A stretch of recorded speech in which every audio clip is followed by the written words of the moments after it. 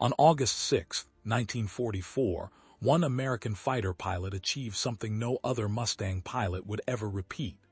6 enemy aircraft destroyed in a single day. 26.83 total victories by the end of his combat tour.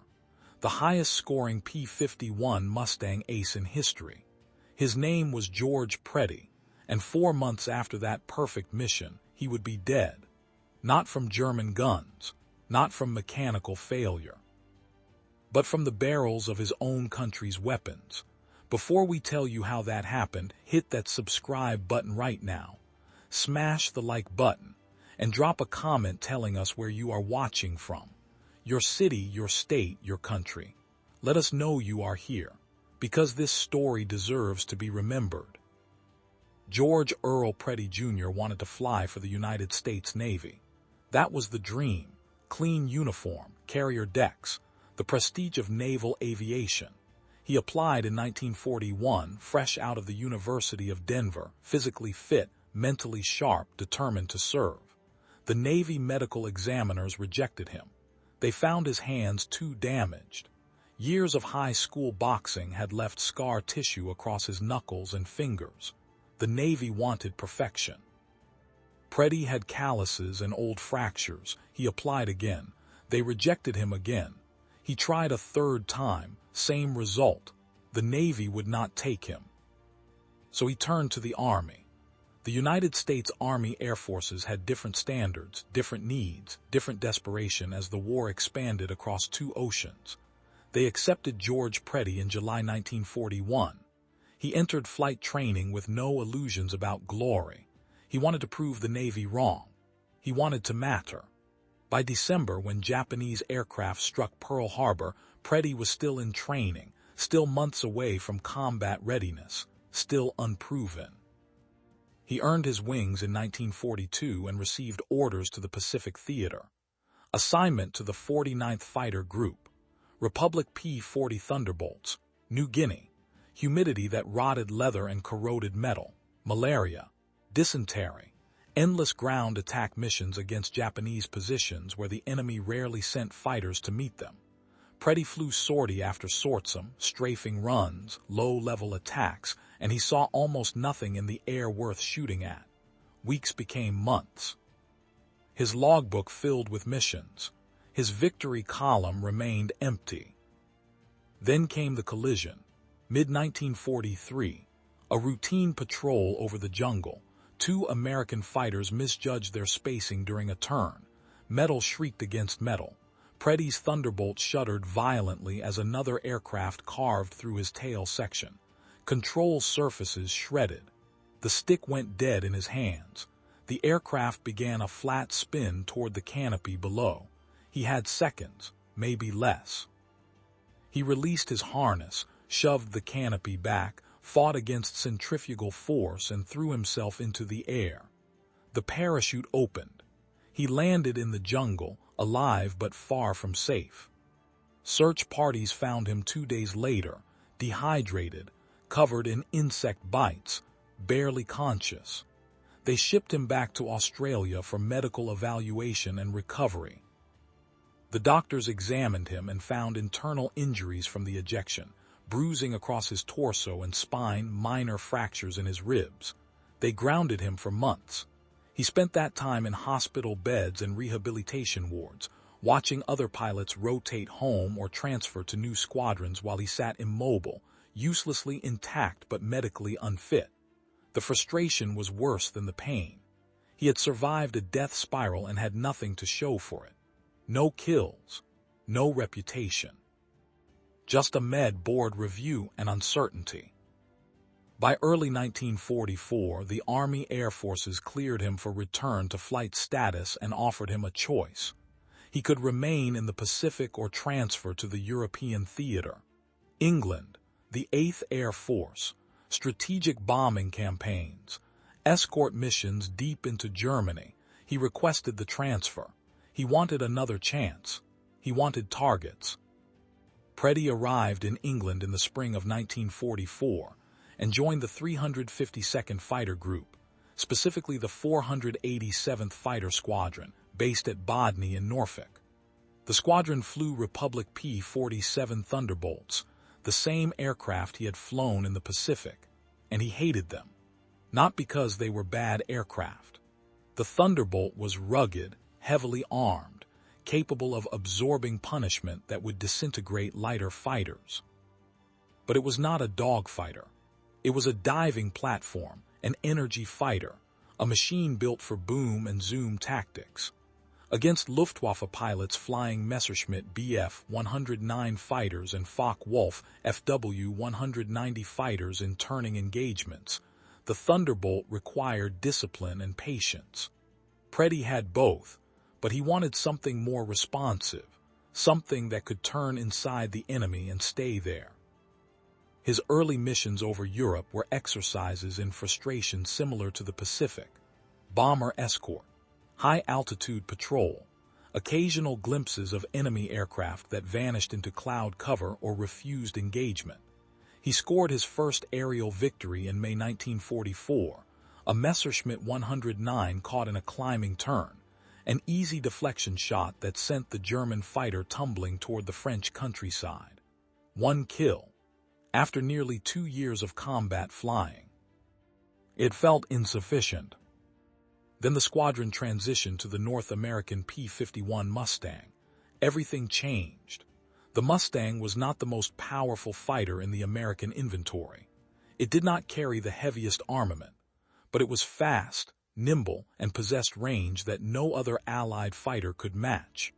With external drop tanks, a Mustang could escort bombers all the way to Berlin and return to England with fuel remaining.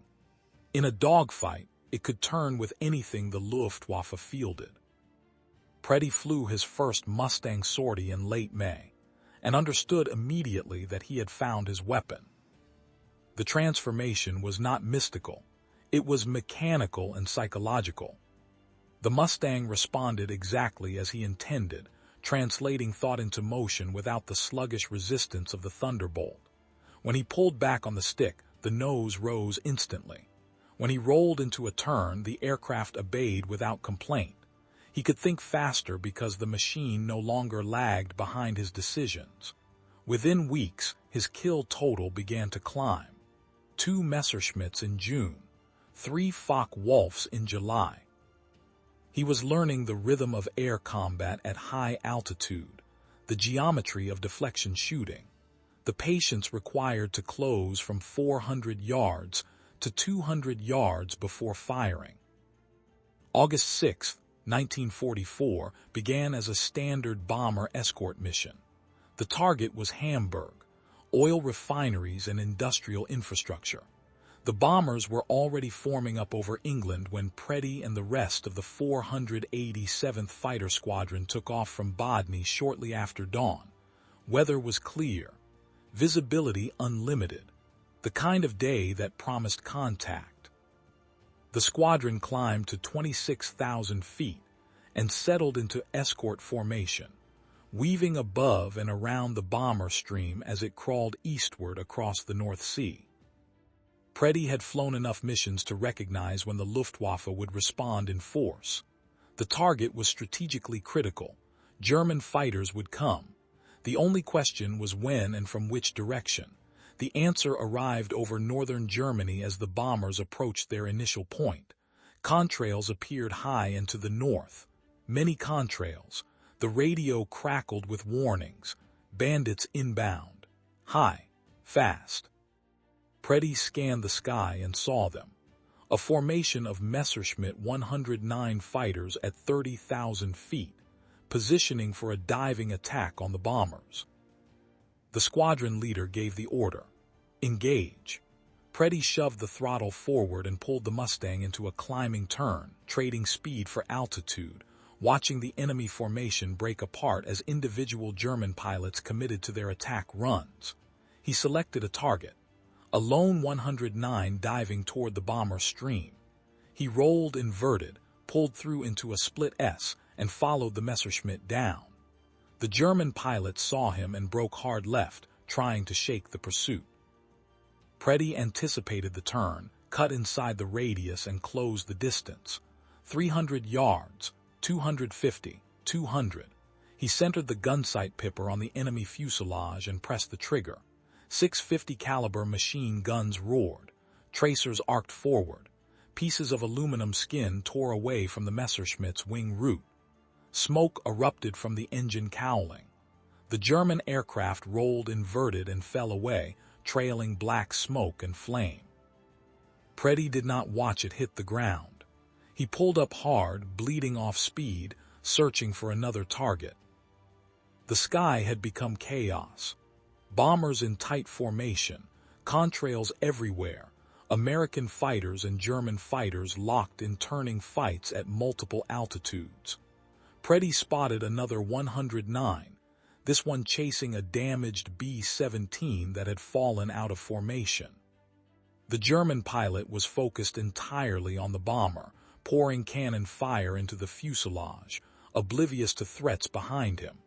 Preddy dropped in behind the Messerschmitt, closed to point-blank range, and fired a 2-second burst.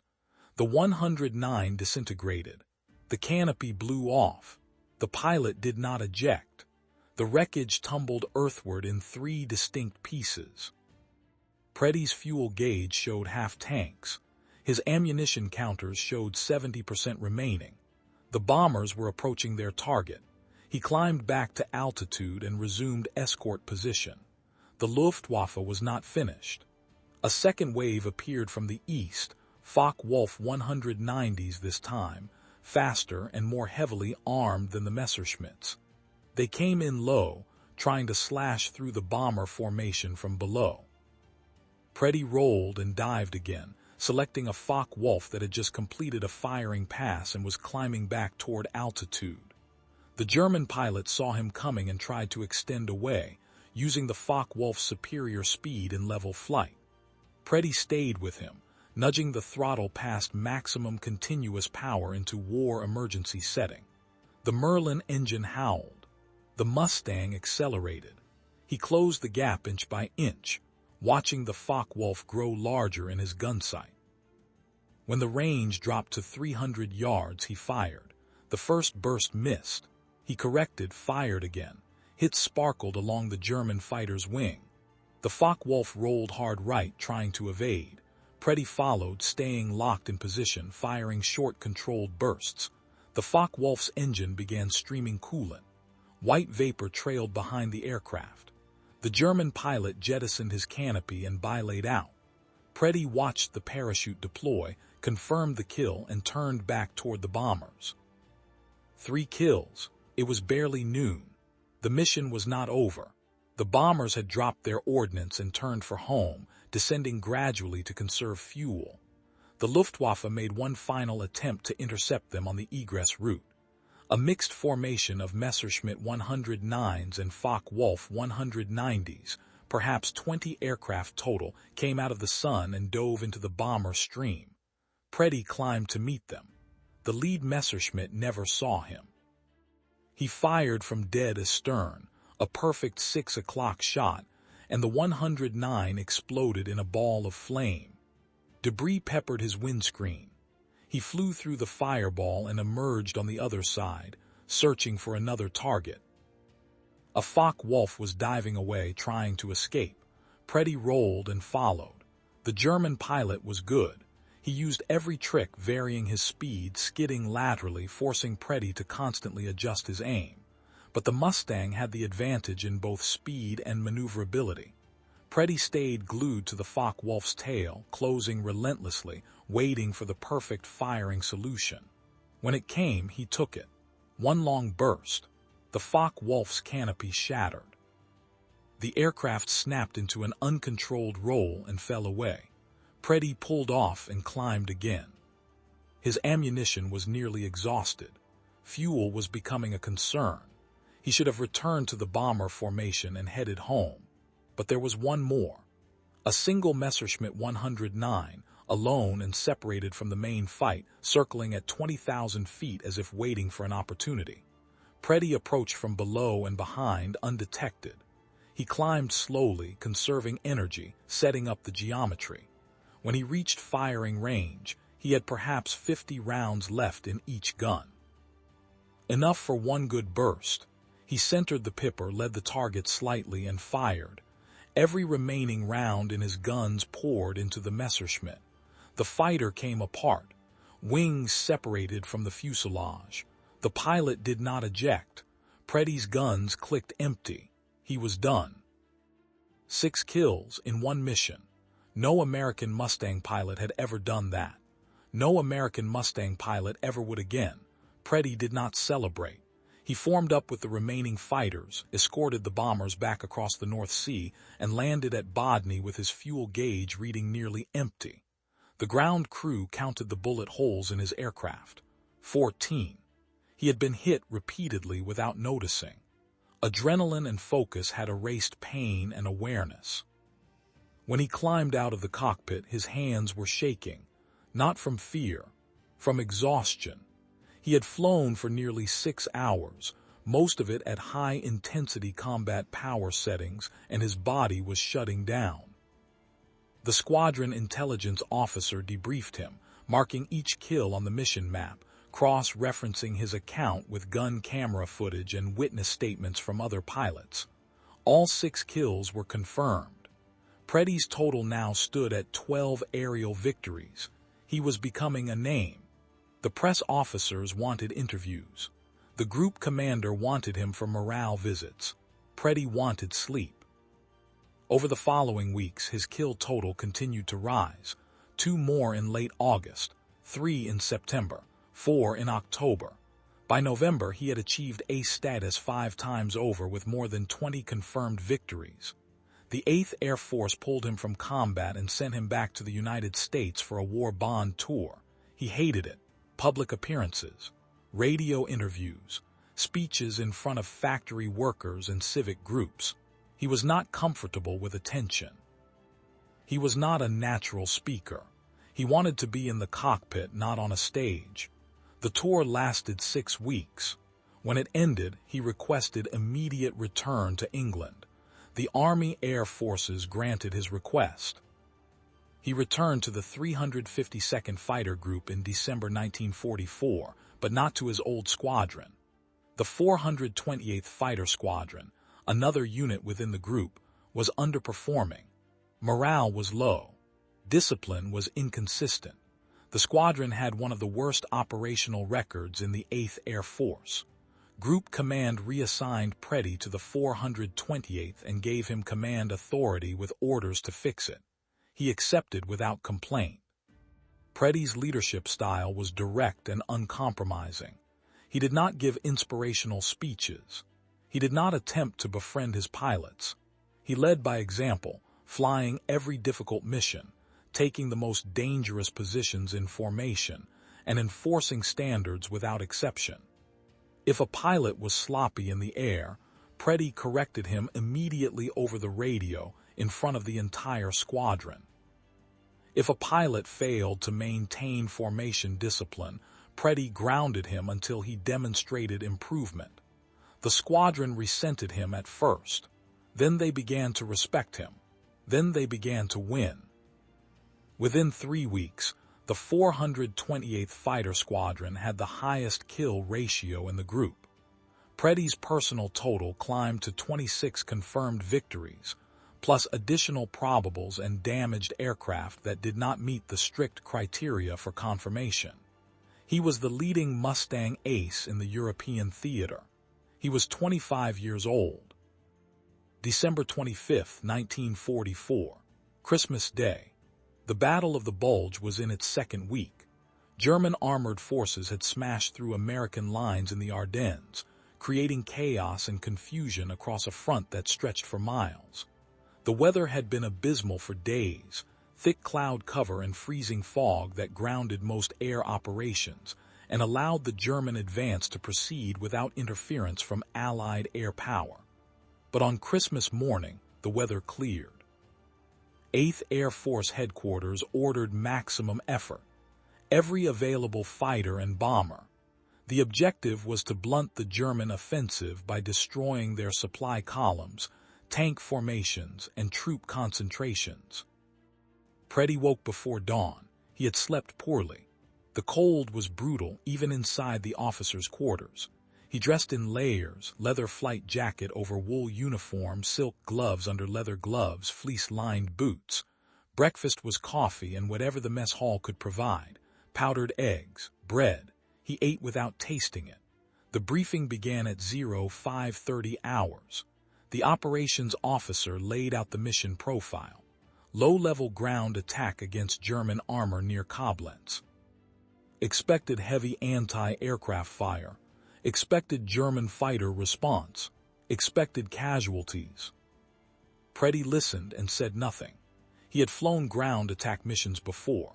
They were more dangerous than air-to-air combat because the pilot had to descend into the range of every rifle, machine gun, and anti-aircraft battery on the battlefield. There was no altitude safety margin, no room for error. One unlucky hit could bring down the best pilot in the world. He accepted the risk because the mission mattered. The German advance had to be stopped. The squadron took off at 0700 hours. 16 Mustangs, clear skies, temperature well below freezing. They flew south at low altitude, following the terrain, staying below radar coverage. As they crossed into German-held territory, the radio traffic intensified. Other squadrons reporting contact. Bomber groups calling out flak concentrations. Ground controllers warning of enemy fighters. Preddy scanned the horizon and saw smoke rising from burning vehicles. The battlefield was directly ahead. The attack run began at 1,500 feet. Preddy led the squadron in line astern, each aircraft picking its target from the German column below. Trucks, half-tracks, tanks, all moving west toward the front lines. He selected a cluster of vehicles near a road junction, rolled into a shallow dive, and opened fire. His guns tore into the column. Vehicles exploded. Soldiers scattered. He pulled up hard, clearing the trees by less than 50 feet, and turned for another pass. The anti-aircraft fire started immediately. Tracers arced up from multiple positions. Black puffs of flak burst at his altitude. The sky became a lattice of fire. Preddy ignored it and focused on the target. He rolled in again, fired, pulled off. Another vehicle destroyed. The squadron was performing well. Discipline, precision. No panic. He climbed back to 2,000 feet to assess damage and regroup. That was when he saw the German fighter, a Focke-Wulf 190 alone, heading east at low altitude, perhaps trying to escape the chaos. Preddy turned hard and dove after it. The Focke-Wulf pilot saw him coming and attempted to evade, turning north toward friendly lines. Preddy closed the distance, setting up for a firing solution. The German aircraft was fast, but the Mustang was faster. He was within range. He prepared to fire. The anti-aircraft battery was American, positioned just north of Koblenz, manned by exhausted crews who had been under attack for 2 weeks. They saw an aircraft approaching at low altitude from the south. They assumed it was German. They opened fire.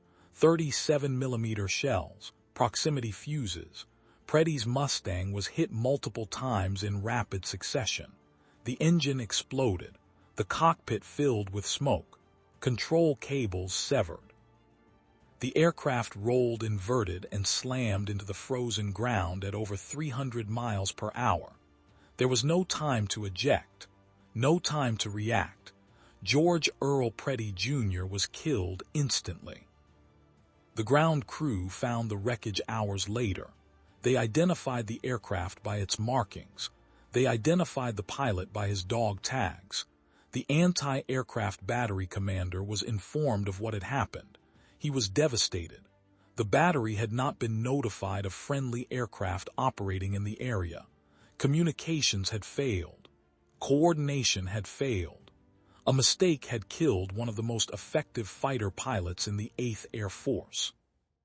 News of Preddy's death reached his family in North Carolina within days. His younger brother, William Preddy, was also a fighter pilot, also flying Mustangs in Europe, assigned to a different group. William was informed of his brother's death while preparing for a mission. He requested leave to attend memorial services. The request was denied. Operational tempo was too high. The war continued. William Preddy survived the winter and continued flying combat missions into the spring of 1945.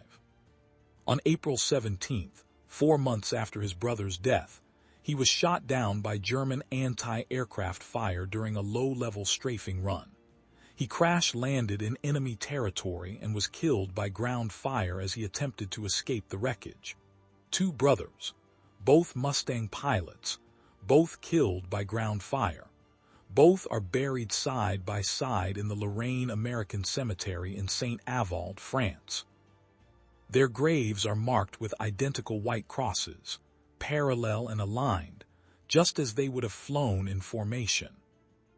George Preddy's final confirmed total was 26.83 aerial victories, the fractional credit resulting from shared kills, where multiple pilots engaged the same target. He remains the highest-scoring P-51 Mustang ace in history. No one has surpassed that record. No one flew the Mustang with greater lethality. His 6-kill mission on August 6, 1944, remains the single most successful day of air combat ever achieved by an American pilot flying that aircraft. It has never been equaled. But statistics do not capture the full measure of what was lost. Preddy was more than a collection of numbers. He was a leader who transformed a failing squadron into the best unit in the 8th Air Force. He was a tactician who understood the geometry of air combat with instinctive precision. He was a pilot who had been rejected by the Navy, survived a catastrophic mid-air collision, endured months of recovery, and returned to combat more dangerous than before. He did not seek fame. He did not romanticize war. He simply executed his mission with relentless competence until the moment an American gun crew mistook him for the enemy and ended his life. The friendly fire incident that killed Preddy was not unique. It happened repeatedly throughout the war in every theater to pilots and ground troops alike. The chaos of battle creates confusion. Confusion creates mistakes. Mistakes kill. The anti-aircraft crew that shot him down was following protocol, defending against what they perceived as a threat. They had no way of knowing they were firing on one of their own. The tragedy was not malicious. It was structural, the inevitable result of warfare conducted at a scale and speed that exceeded human capacity to process information accurately. Preddy understood that risk. Every combat pilot did. They flew knowing that death could come from any direction, enemy or friendly, mechanical or human error. They flew anyway because the mission required it, because stopping the German war machine justified the cost, because someone had to do it. Preddy did it better than almost anyone, and it killed him. His legacy is preserved in records and statistics, in gun camera footage and mission reports, in the memories of the pilots who flew beside him and the ground crews who maintained his aircraft. But it is also preserved in the absence of what might have been. He was 25 when he died. He never married. He never had children. He never experienced the post-war world he helped create. His potential ended on a frozen battlefield in Germany, extinguished by weapons fired by men on his own side. War does not differentiate between heroic deaths and pointless ones. It consumes everyone equally. George Preddy was the deadliest Mustang pilot in history, and he died the same way thousands of others died, suddenly and without ceremony, far from home. The only difference is that we remember his name. We remember the 6 kills in one day. We remember the record that has never been broken.